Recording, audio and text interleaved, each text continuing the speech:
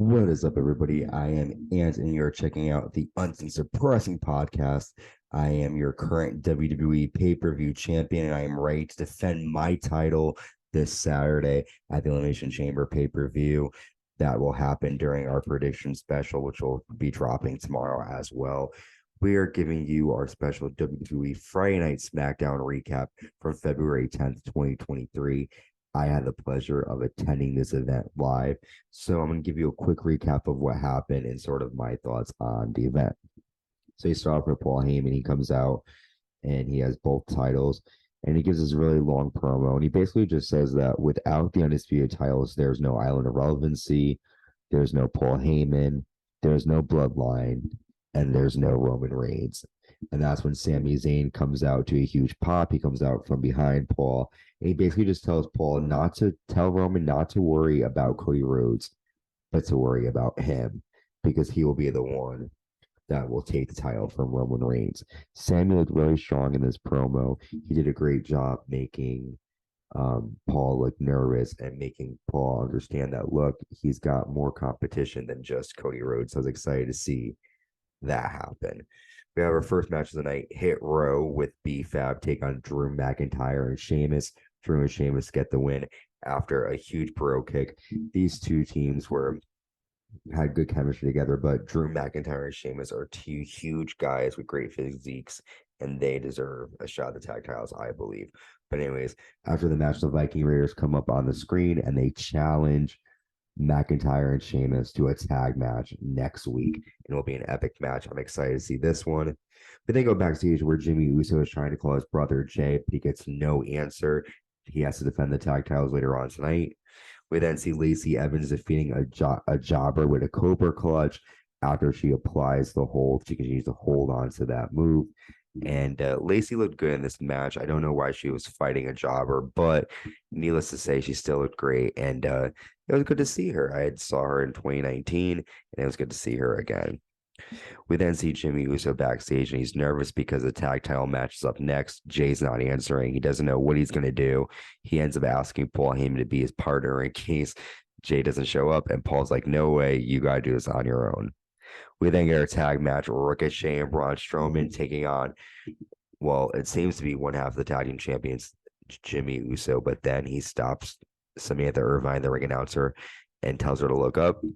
And that's when we see Jay Uso coming down from the arena. The fans went nuts. I went nuts to see him. And they had an amazing, amazing match. The Usos ended up getting the win after Ricochet nailed a splash on top of Jimmy, and Jay nails a flying splash on top of Ricochet, and they defend the titles. After the match, they hug. The fans went nuts. It was great to see the Usos again after speculation of them not getting along in the storyline. So it was great to see the Usos back together.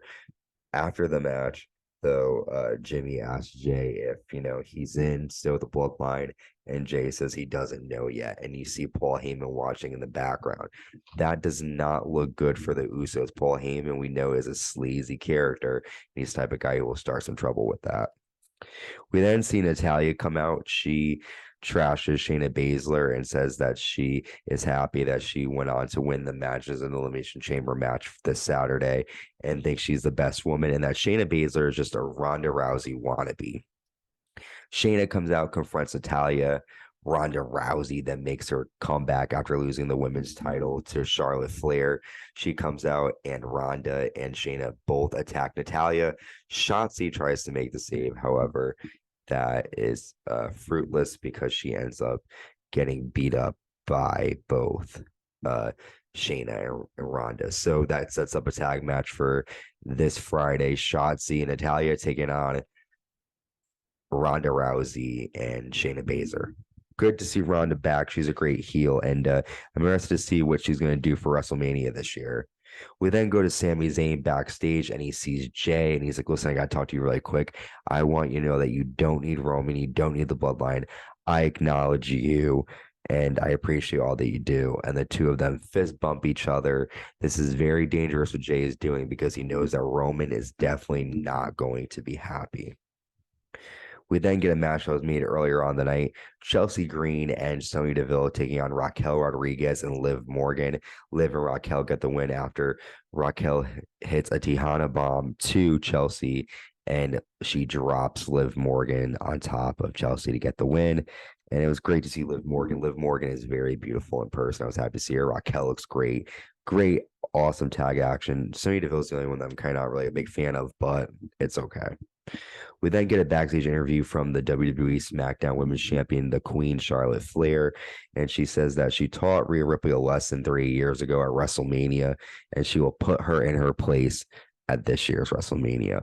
Excited to see this. I don't know if I really want to see Rhea and Charlotte again. I had seen this match live. I don't know if it's really a WrestleMania worthy match. However, we'll have to wait and see what happens. We then get our main event, the fatal four-way match for the number one contendership for the Intercontinental Championship.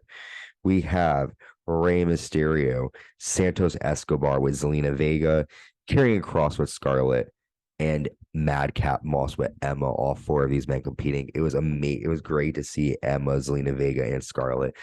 It was even better to see Zelina Vega. It was my first time seeing Vega. I was so excited to see her. She looked great. All three of these women looked great. And Emma, surprisingly, looked very beautiful. But it's great to see all three of these women live. Scarlett looked amazing as well. You can't stop without talking about her.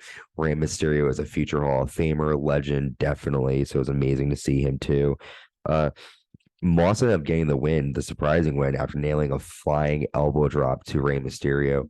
And now we know that Madcap Moss will challenge the Intercontinental Champion Gunther at some point.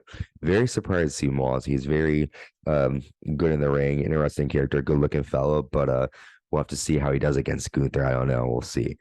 But our show ends with a backstage segment between Paul Heyman and Jimmy Uso. And Paul tells Jimmy that it's best for he and his brother to stay home and not show up Elimination Chamber in Canada, because sometimes when you're watching something on TV, you see things that you don't see live. Very interesting comment from Paul. I wonder what he's trying to do here, what sort of issues are going to come to face the Usos come Elimination Chamber. We are on the road to WrestleMania. Elimination Chamber is this Saturday live on Peacock starting at 8 p.m. Very excited for all the action there. We have to get through Monday Night Raw, another episode of SmackDown, and then we have our Elimination Chamber predictions dropping later.